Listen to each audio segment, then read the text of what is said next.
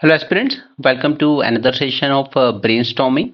Today the date is 10 January and आज ये session थोड़ा सा लेट हो रहा है because the internet facility on my side was down. Okay, so अगर मैं इसको रिकॉर्ड कर भी लेता तो अपलोड नहीं कर सकते थे उस वक्त. ओके, सो चलिए हमने आज 3 टॉपिक शेयर किए थे. That higher education is out of touch with skill requirement. Okay, ये भी द हिंदू का ही आर्टिकल था.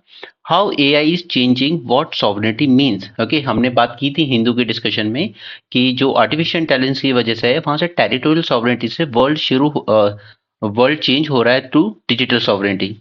उसी तरीके से सिविल सोसाइटी अंडर सीज, इस आर्टिकल में हमने देखी थी कई चीजें जहां पर गवर्नमेंट के कुछ ऐसे स्टेप्स हैं जो सिविल सोसाइटी को कंट्रोल करने की कोशिश कर रहे हैं, उसको नुकसान पहुंचा रहे हैं. ओके, तो चलिए एक एक करके इन टॉपिक्स के बारे में जानेंगे.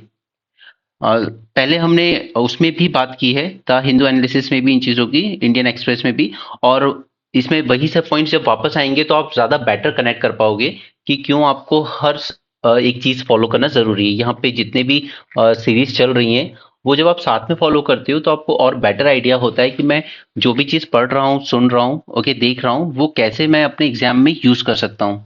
ओके, चलिए तो हायर एजुकेशन की बात करते हैं. तो हमारे पास कुछ डेटा था उस टाइम, इंडियन जब ये पेपर में आया था आर्टिकल, तो उसमें हमने देखा था कि ग्रेजुएट्स एंड पोस्ट ग्रेजुएट्स, इन दोनों कैटेगरी में जो अनएम्प्लॉयमेंट रेट है वो बहुत ज़्यादा है. और कंपैरिजन दिया गया था विद रिस्पेक्ट टू 2012 एंड 2021. तो हमारे पास जो डेटा था कि 2012 में अराउंड 20% ग्रेजुएट्स वर अनएम्प्लॉयड, जो बढ़ के अब हो गया है 34%. सिमिलरली पोस्ट ग्रेजुएट में unemployment rate was 18%, which has now hovering around 37%. Right, you got this point. ठीक है, तो ये डेटा आपको एग्जाम में काम आएगा, इसको याद रखिएगा फिलहाल के लिए. ठीक है, चलिए आगे चलते हैं. इसके अलावा और हमने क्या देखा था, सॉरी, सेकेंड थिंग हमने देखी थी कि एम्प्लॉयबिलिटी की जब बात आती है, ठीक है, जब एम्प्लॉयबिलिटी की बात आती है तो even less than 50% of the graduates are employable. ठीक है, ओके, मोस्टली डिस्ट्रेस एम्प्लॉयमेंट में काम कर रहे हैं. हमारे यहाँ डिलीवरी बॉय जो आते हैं mostly they are graduate, some are even post graduate. Okay, even though coolie जिनसे राहुल गांधी मिले थे उन्होंने बताया कि we have done engineering. Okay, उसी तरह एक ऑटो रिक्शा वाला अपनी इंजीनियरिंग की डिग्री दिखा रहा था. तो उसे एम्प्लॉयमेंट नहीं कहते. पकौड़ा तलना, ऑटो रिक्शा चलाना, कुली का काम करना, ये रोजगार नहीं होता है, वो एक जीविका है. Okay, you are just earning your livelihood. It is not considered as a employment, चाहे पॉलिटिकली आप कितना भी जस्टिफाई कर लो. उसी तरीके से बात जब वुमेन की आती है, ये तो जब हम लोग बात करते हैं लेबर फोर्स पार्टिसिपेशन की, तो उसमें इंडिया की वुमेन का पार्टिसिपेशन सबसे कम है वर्ल्ड में.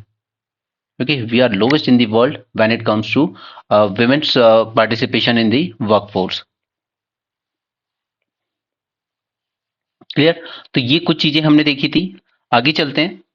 तो ये तो हमारा डेटा का काम करेगा, क्योंकि मैंने आपको हमेशा बताया है आंसर करने के 3 ही तरीके हैं आंसर को स्टार्ट करने के. ठीक है, या तो आपके पास कोई डेटा हो, या फिर आपके पास कोई डेफिनेशन हो, या फिर आपके पास कोई ओरिजिन हो उस चीज का. ठीक है, तो चलिए अब देखते हैं कि आखिर what are the problems. Problems क्या है इस सेक्टर में. देखिए, इसका मेन रीजन क्या माना जाता है कि हमारी जो हायर एजुकेशन की क्वालिटी है, हायर एजुकेशन क्वालिटी, वो डेटेरियरेट हो रही है. सिर्फ नाम की डिग्री दी जा रही है बट ऐसा कुछ नहीं सिखाया जा रहा है जिससे आप एक जॉब गेन कर सको. ठीक है, काफी सारे प्राइवेट कॉलेजेस ओपन कर दिए गए, काफी सारे आईटीआई ओपन कर दिए गए, बट अल्टीमेटली इससे क्या हुआ कि इनकी मॉनिटरिंग प्रॉपर नहीं हुई है एंड इनकी जो क्वालिटी थी वो और ज्यादा डिग्रेड हो गई है. अगर आप 2007 तक जाएंगे, जब आई थिंक इंडिया में सिर्फ 7 आईआईटीज हुआ करते थे, okay, during my days. Okay, उस टाइम पर आईआईटी में जाना मतलब, जब बताया भी था कोई कि ही इज आईआईटी, तो वो एक अलग ही इम्पैक्ट क्रिएट करता था सुनने वालों पर. आज जब आप बताते हो फ्रॉम आईआईटी, तो वो बात नहीं रह गई है जो 2007 के टाइम पर थी. Okay, even dropout rates भी आईआईटी में बहुत ज्यादा हो गए हैं अब. ठीक है, now next reason is there is lack of access to higher education as well. Lack of access to higher education. Why? क्योंकि हमारे यहाँ हायर एजुकेशन का जो एनरोलमेंट रेट है, इट इज जस्ट 27%. और इसी को हमने न्यू एजुकेशन पॉलिसी में गोल को बढ़ा के क्या रखा है कि हम इसे 50% करेंगे by 2030, which is by all sorts kind of impractical. Okay, और क्योंकि देखिए एक और चीज, जब कोई लड़का ग्रेजुएट होकर बेरोजगार घूम रहा होता है, अगर सपोज करो कि वो विलेज से आ रहा है, तो विलेज में जो एक नए बच्चे हैं ना जो अभी स्कूल जा रहे हैं, उनके लिए भी एक वो डीमोटिवेशन का की वजह बनता है कि इन्होंने ग्रेजुएट किया, पोस्ट ग्रेजुएट भी किया, उसके बाद भी ये गांव में खेती कर रहे हैं, ठीक है, इन्हें जॉब नहीं मिला अच्छा, या जॉब मिला भी तो बहुत पुअर। ओके, 10,000 11,000 ये कोई जॉब नहीं होती यार हायर एजुकेशन से पास आउट होने के बाद, ठीक है। तो वो भी एक डिमोटिवेशन फैक्टर का काम करता है, यानी कि एक आप सामने सा मॉडल प्रेजेंट कर देते हो कि मार्केट में जॉब्स है ही नहीं आपके लिए। ओके, नेक्स्ट एक सबसे बड़ा रीजन रहा है specially after coming of Covid, the impact of online learning. Right, बच्चों को सिर्फ ऑनलाइन एग्जाम करा लिए गए, कुछ क्वेश्चन दे दिए, आंसर लिख दिए, उन्होंने पास हो गए, आपकी डिग्री वगैरह कंप्लीट हो गई, कि 2 साल 3 साल बेकार हुए उसमें बच्चों के, ठीक है। तो उसमें ना तो वो इस ऑनलाइन एजुकेशन से नॉलेज एक्वायर कर पाए और ना ही वो कोई स्किल्स गेन कर पाए। All they have gained is a certificate, a piece of paper, a degree. Okay, इसके अलावा रीजन है कि there is lack of job creation also, lack of job creation, ठीक है। इवन खुद गवर्नमेंट ने कहा है कि इवन अकेले अकेले सेंट्रल गवर्नमेंट में 30 लाख वैकेंसीज खाली पड़ी हुई हैं, but government is not willing to fill them up. Okay, and this is the story with most of the state government as well. अगर सेंटर और स्टेट आज अगर अपनी पूरी पूरी वैकेंसीज फिल करने जाएंगे ना, सभी स्टेट और सेंटर, तो आराम से 2 करोड़ जॉब्स आप दे लोगे एक साथ। ओके, बट और दूसरा रीजन क्या है लैक ऑफ जॉब क्रिएशन का, कि आउटसोर्सिंग को बहुत ज्यादा यूज किया गया है। आउटसोर्सिंग का मतलब ये है जैसे कि यूपी में सपोज एक विमेन हेल्पलाइन शुरू की गई गर्ल्स के लिए, ठीक है, तो उसमें वो गवर्नमेंट की तरफ से हो रहा है सब कुछ, बट जो कॉल अटेंड करने के लिए हायर किया गया लड़कियों को, वो कॉन्ट्रैक्ट दे दिया गया एक प्राइवेट एजेंसी को कि आप एम्प्लॉयज हायर कर लीजिए, गर्ल्स बॉयज जिनको भी करना है, कॉल अटेंड करने के लिए, कंप्लेंट रिसीव करने के लिए। ओके, और वो आपके प्राइवेट एम्प्लॉय माने जाएंगे, गवर्नमेंट से आपकी कंपनी को पे कर देगी, फिर आप उनको जितनी सैलरी देना है दो। तो उसमें क्या हुआ कि एक्सप्लॉइटेशन हुआ उन बच्चियों का। अभी लखनऊ में जब वो उस पर बैठी थी प्रोटेस्ट पे, ठीक है, तो देवर सेइंग कि हमारी 11,000 सैलरी है और पिछले 4 साल से यही सैलरी है हमारी, कोई सिक्योरिटी नहीं है। पहले हम किसी और प्राइवेट कंपनी के अंडर में काम कर रहे थे, फिर ये आउटसोर्सिंग किसी दूसरी प्राइवेट कंपनी को दे दी गई, आज उसके अंडर में काम कर रहे हैं। No job security, okay, no social benefits, nothing, जबकि हम काम गवर्नमेंट के लिए ही कर रहे हैं, बट गवर्नमेंट ने ये आउटसोर्स कर रखा है, ठीक है। नेक्स्ट इज कुछ सेक्टर वाइज इश्यूज हैं, ठीक है, इसी को न्यूज़पेपर में हाईलाइट भी किया गया था कि जो एग्रीकल्चर है, फॉर एग्जांपल हमारा जो एग्रीकल्चर है वो आज भी कन्वेंशनल तरीके से ही होता है, उसमें कोई भी हाई टेक्नोलॉजी वगैरह इतनी यूज नहीं हुई है, ठीक है, इसलिए यूथ अट्रैक्ट उसमें नहीं हो रहा है एग्रीकल्चर में। और एक सर्वे ये भी कहता है कि अगर मौका मिले तो आज 70% जो फार्मर्स हैं वो एग्रीकल्चर से बाहर निकलना चाहते हैं, क्योंकि अगर उन्हें बाहर कोई बेटर एम्प्लॉयमेंट मिले। और इसी के लिए फिर गवर्नमेंट क्या लेके आई थी, एक Arya scheme, that is retaining youth in agriculture. Clear, तो ये हमने कुछ प्रॉब्लम्स जान ली कि आखिर क्यों ये सारे एम्प्लॉयमेंट के इश्यूज, अनएम्प्लॉयमेंट के इश्यूज बढ़ रहे हैं स्पेशली अमंग द ग्रेजुएट्स।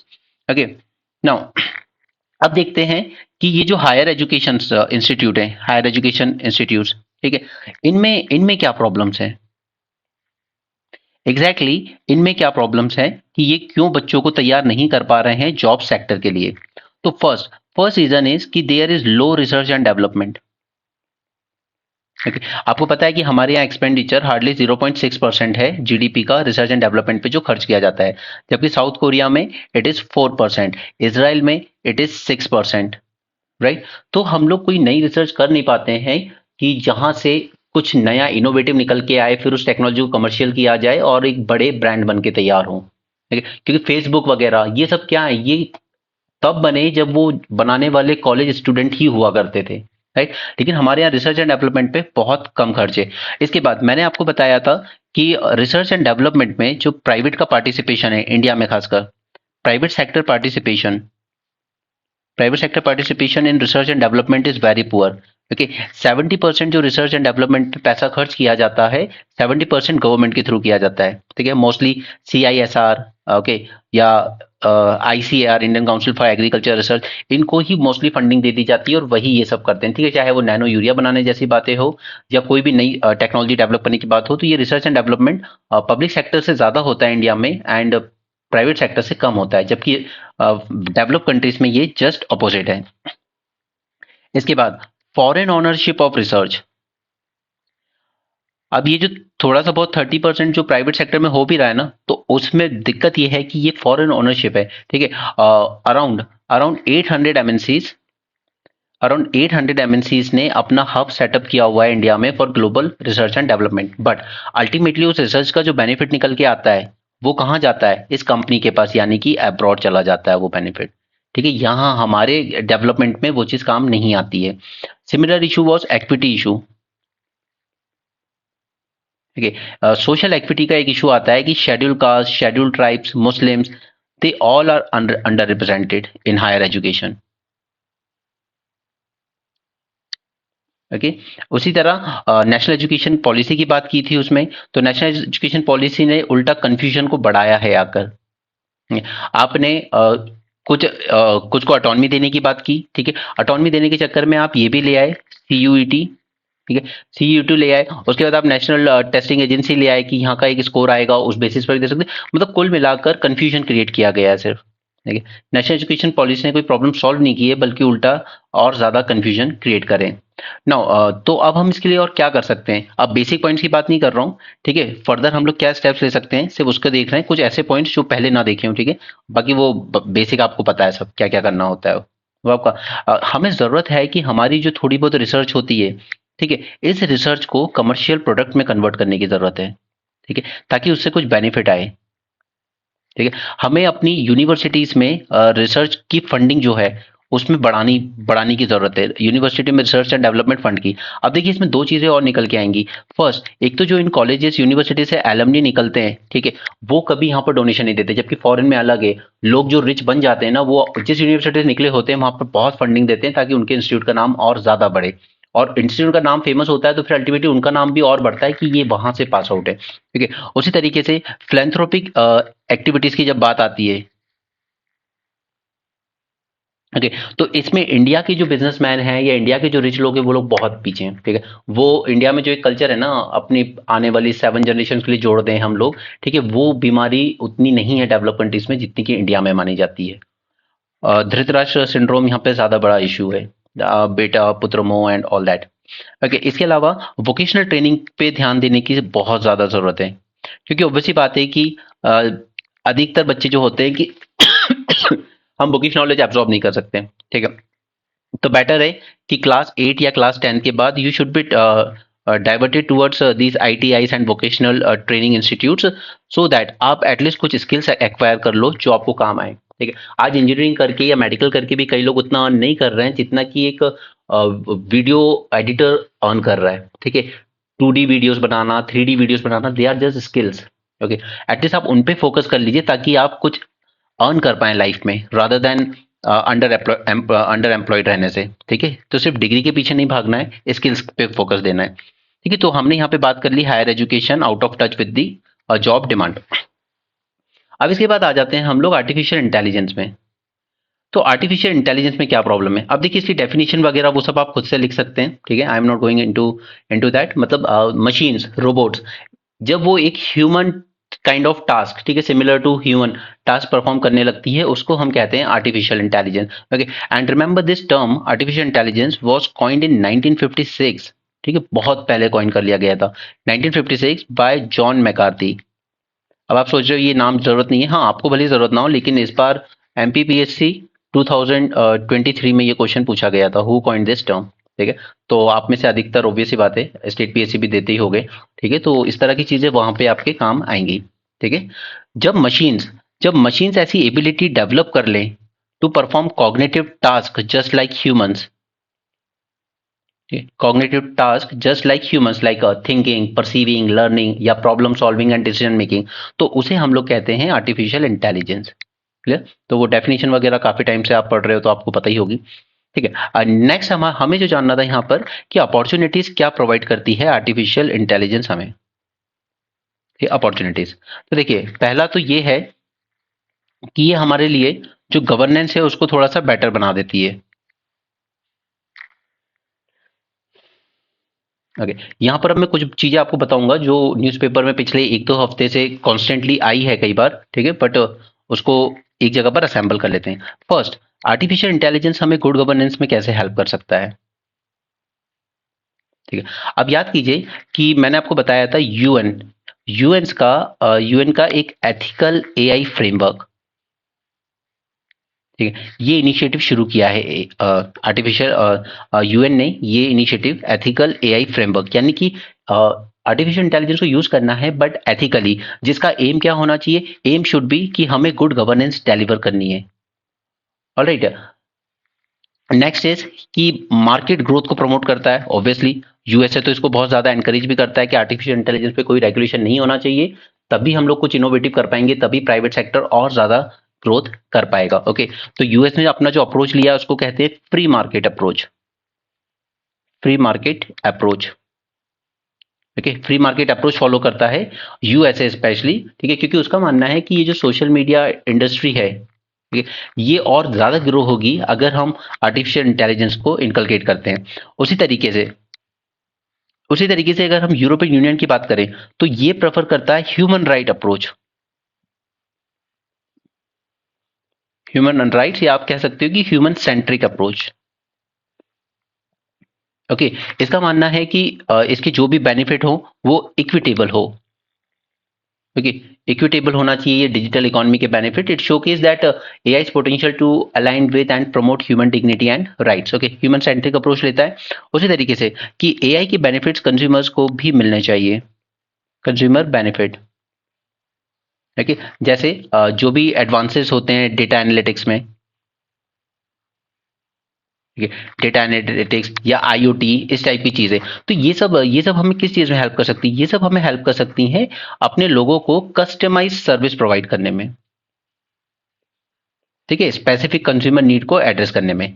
ठीक है, तो ये कुछ अपॉर्चुनिटीज हैं जो प्रोवाइड करता है आर्टिफिशियल इंटेलिजेंस हमें, but at the same time artificial intelligence के साथ कुछ चैलेंजेस भी आते हैं। ठीक है, ये वो चैलेंजेस हैं जो इसकी गवर्नेंस में फेस करते हैं हम लोग, कि आर्टिफिशियल इंटेलिजेंस को गवर्न करने में गवर्नमेंट के सामने क्या चैलेंजेस आ रहे हैं। तो सही, फर्स्ट, अब जो पूरा आर्टिकल जिस चीज पर बेस्ड था वो था डिजिटल सॉवरेनिटी पर। एक बात होती है टेरिटोरियल सॉवरेनिटी, ठीक है, हर कंट्री की, बट आजकल ये टेरिटोरियल सॉवरेनिटी से बाहर निकलकर डिजिटल सॉवरेनिटी की बात हो गई है। ठीक है, टेरिटोरियल सॉवरेनिटी से आगे निकल रहे हैं हम लोग।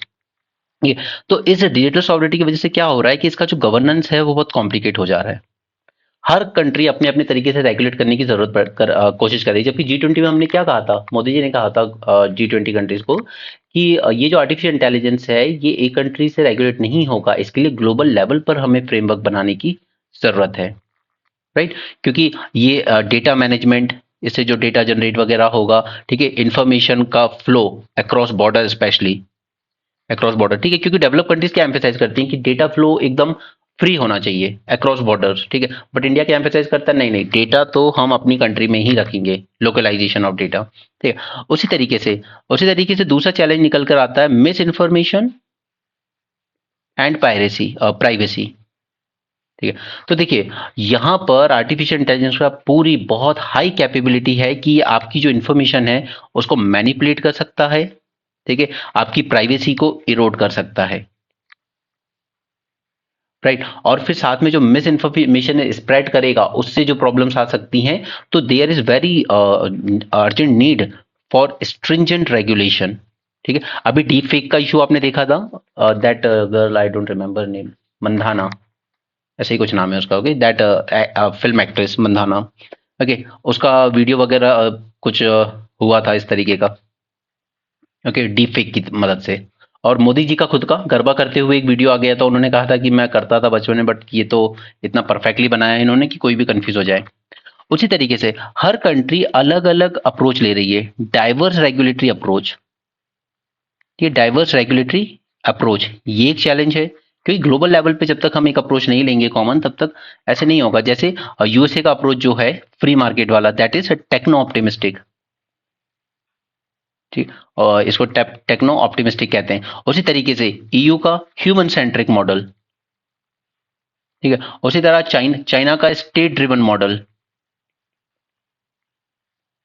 ठीक है, तो आप कह सकते हो कि डाइवर्स रेगुलेटरी अप्रोच जो है ये एक चैलेंज करता है कि आप ग्लोबल रेगुलेशन फिर हम नहीं कर पाएंगे ऐसे, तो अगर हर कंट्री अपना अपना अप्रोच को ही बेस्ट मानेंगी। उसी तरह technology control versus human right का इशू आता है।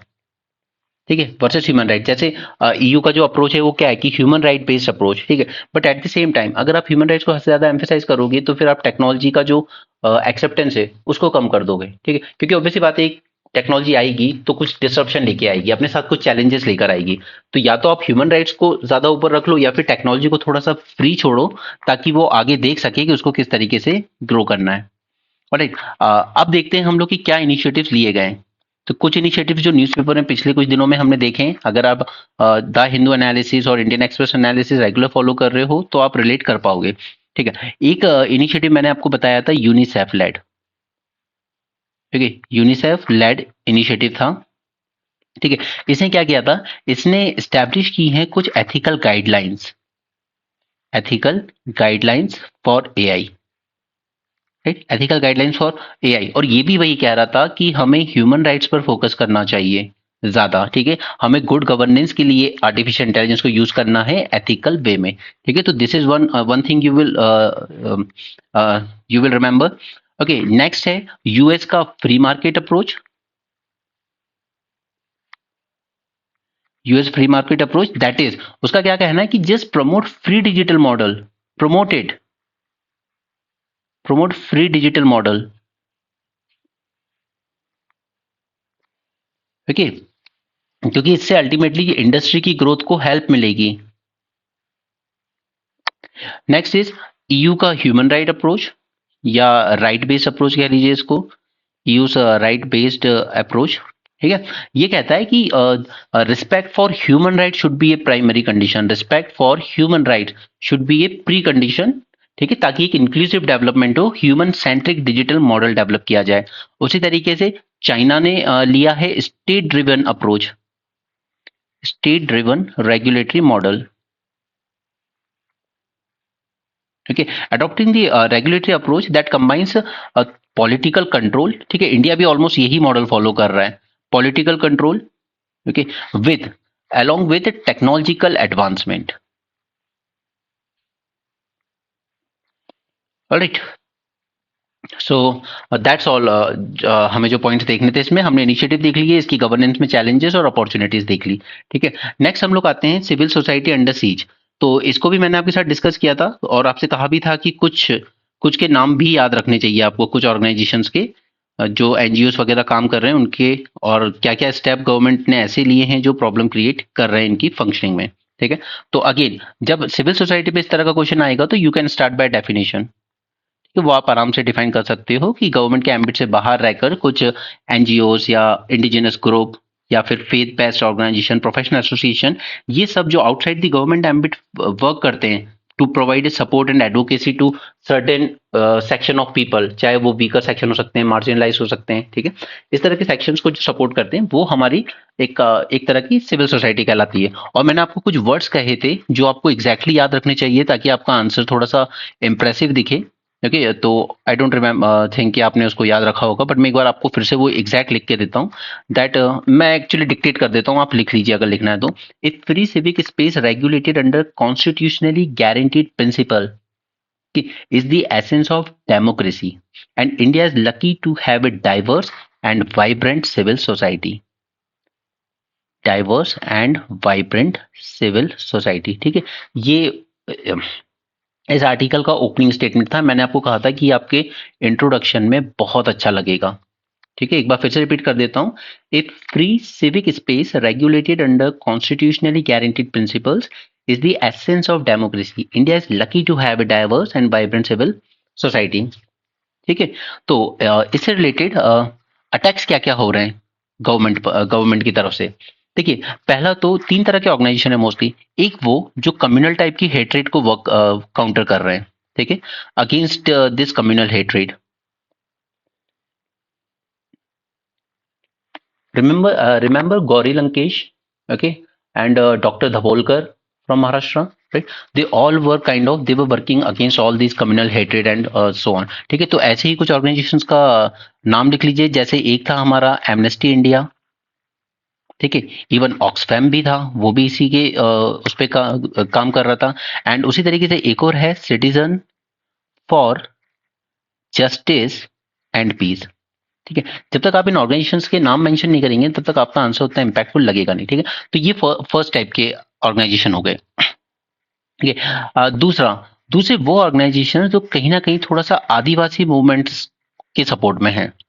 आदिवासी मूवमेंट यानी कि जैसे ट्राइबल राइट्स जब हार्म होते हैं, कहीं पे माइनिंग प्रोजेक्ट के चक्कर में उनको डिस्प्लेस किया जाता है, तो ऐसे कुछ ऑर्गेनाइजेशन जो इनको सपोर्ट करते हैं ना, उनके भी नाम याद रखिए। उसी में से एक है centre for policy research. Okay, और अगर आप एक नॉर्मल नाम देना चाहते हैं तो आप कह सकते हैं एक और ऑर्गेनाइजेशन है अनहद। राइट, फिर इसके बाद फिर थर्ड कैटेगरी में आते हैं वो ऑर्गेनाइजेशन जो आप कह सकते हो कि human rights, mostly human rights के रिगार्डिंग वर्क करते हैं।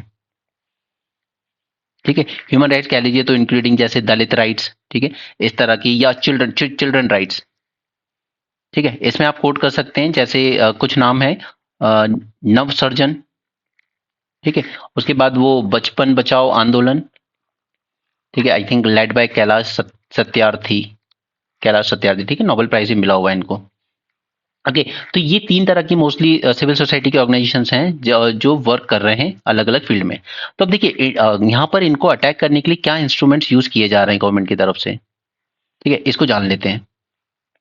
ये सब वही है जो पिछले कई दिनों से करंट अफेयर में इधर उधर से आता रहता है। हम उसी को सिर्फ यहाँ पे और बेटर तरीके से प्रैक्टिस करते हैं ताकि आप एक आंसर राइटिंग की तरफ स्टेप बाय स्टेप धीरे धीरे बढ़े। ठीक है, आपको सीधे क्वेश्चन दे दिया जाएगा और कहा जाएगा कि चलिए आंसर लिख के सबमिट कर दीजिएगा, उससे कुछ नहीं होगा यार, ऐसे प्रोग्रेस नहीं होगी। क्योंकि आपका मेंस अभी 8 महीने दूर है, उसके लिए तैयार होना है आपको स्टेप बाय स्टेप। अगला मेंस अगर आप 25 के लिए अटेम्प्ट कर रहे हैं तो स्टेप बाय स्टेप आपको 18 महीने तक तैयार होना है। ओके, सबसे पहले कि आप पे अगेंस्ट मनी लॉन्ड्रिंग के प्रोटेक्ट पर आपके अगेंस्ट काफी चार्जेस लगा दिए गए। ठीक है, याद कीजिए न्यूज क्लिक। अरे so this is one way कि मनी लॉन्ड्रिंग वगैरह, इनफैक्ट इन्होंने prevention of money laundering act जो 2002 में आया था उसको अमेंड भी किया है। ठीक है, और इन्होंने क्या किया कि वहां पर जो डेफिनेशन होती थी, एक डेफिनेशन होती है एक वर्ड की, that is proceeds of crime. ठीक है, इस डेफिनेशन को इन्होंने एक्सपैंड कर दिया है, काफी एक्सपैंड। ठीक है, यानी कि आपकी कोई भी डोनेशन कहीं से आ रहा है, फंडिंग आ रही है, तो उसको प्रोसीड्स ऑफ क्राइम साबित कर दिया जाता है। राइट, तो इस वजह से आपकी जो ईडी वगैरह है ये काफी रेट करती है, काफी परेशान करती है आपको। उसी तरीके से नेक्स्ट जो एफसीआरए एक्ट था, ठीक है, 2010 में अमेंड किया गया इसको, उसके बाद दोबारा अमेंड किया गया 2020 में। ये इसके अंडर में इन्होंने सीबीआई को भी पावर दे दी to investigate cases against the NGOs. ठीक है, तो इससे भी काफी ज्यादा इम्पैक्ट पड़ा इस पर।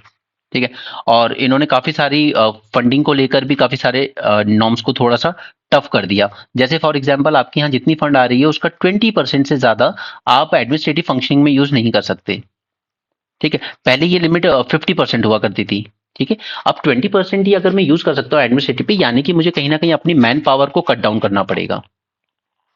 राइट, और इनका जो सर्टिफिकेशन भी हुआ करता था ना, वो सर्टिफिकेशन अब परपिचुटी तक वैलिड नहीं होता है, ये हार्डली 3 साल में आपको बार बार रिन्यू कराना पड़ता है। ठीक है, तो इसे और ज्यादा मुश्किल कर दिया है। दूसरा, अब ये फॉरेन फंडिंग वगैरह तो ठीक है, डोमेस्टिक फंडिंग एक सोर्स हुआ करता था इनके लिए कि कई बार ऐसे लोग भी दे दिया करते थे जिनको लगता था कि ये एनजीओ अच्छा काम कर रहा है। ठीक है, तो डोमेस्टिक फंडिंग में इन्होंने नेसेसरी कर दिया कि जो फंडिंग दे रहा है उसको अपना पैन कार्ड लगाना होगा। अब इस पैन कार्ड को लगाने से ये हो जाएगा कि अगर सपोज कि मैं एक पर्सन हूँ, ठीक है, मैं किसी गलत चीज के अगेंस्ट फंडिंग दे रहा हूँ एनजीओ को कि हाँ आप जो प्रोटेस्ट कर रहे हो आदिवासियों के राइट के लिए वो सही कर रहे हो, तो ऐसे में आप पैन कार्ड यूज होने की वजह से गवर्नमेंट आपको विक्टिमाइज कर सकती है। आप गवर्नमेंट के प्रोजेक्ट के अगेंस्ट आप कैसे फंडिंग दे रहे हो यहाँ पे। ठीक है, और जो टैक्स एग्जेम्पशन दिए जाते थे इनको, ठीक है, under the income tax act, ठीक है, वो भी अब रिन्यूएबल कर दिया गया है। ठीक है, कि आपको रिन्यू कराना होगा हर एक 5 साल में। राइट, तो ये कुछ स्टेप्स हैं जिसने एनजीओ सिविल सोसाइटी की फंक्शन को थोड़ा सा मुश्किल बनाया है। तो ये सारे पॉइंट्स हमने डिस्कस करे इन 3 आर्टिकल्स में।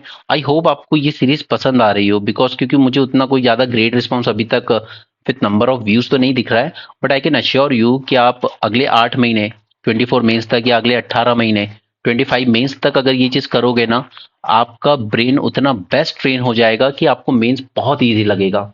ठीक है, you will be not just one but many many steps ahead with from your other competitors. Okay, इसके अलावा हमारी प्रीलिम्स की रिवीजन सीरीज चल रही है, ठीक है, where I am covering the current affair of past 2 years, but with proof कि कौन सी चीज न्यूज में आ रही है और वो किस तरीके से आपसे पूछी जाएगी। बिकॉज देखिए पिछले 2 साल की जो प्रीलिम्स के पेपर हुए हैं उसमें यूपीएससी ने बता दिया है कि कोई कोचिंग मटेरियल, कोई टेस्ट सीरीज आपके काम नहीं आने वाली है। आपके काम अगर कुछ आएगा तो आपका newspaper and overall your general awareness, ठीक है। तो आप उसको जितना जल्दी दूसरों के एक्सपीरियंस से सीख लो। 2022 एंड 23 के जो प्रीलिम्स के पेपर है, ठीक है, या तो खुद उतना स्मार्ट बन जाओ, एनालाइज करना सीख लो, या फिर बेटर है कि आप दूसरों के एक्सपीरियंस से सीखो और वो गलती ना दोहराओ और अपना टाइम सेव करो, अपने अटेम्प्ट सेव करो, अपनी एज बचाओ and just clear this exam. Okay, so आप वो कोर्स ज्वाइन करना चाहें तो आप कर सकते हैं। टेलीग्राम ग्रुप का आईडी है ECS by UPSC with a goal to make your preparation as easy as pie. Okay, so thanks for joining this session. Have a great day and keep learning.